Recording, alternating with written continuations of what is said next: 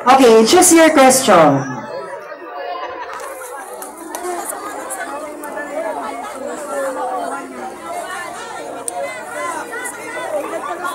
Mahaba to, partner. Okay, ito ang katanungan mo. Kung nabangga ang barko, kung saan nakasakay ang mga panel of judges, at isa lang ang pwede mong iligtas, sino sa kanila ang ililigtas mo at bakit? Uulitin ko ang tanong.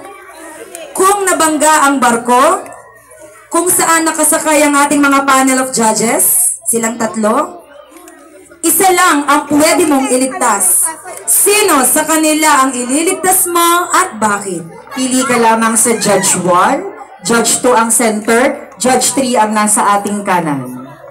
Maraming salamat po. Wala po akong pipiliin kasi po, sarili ko muna aking ililigtas bago sila.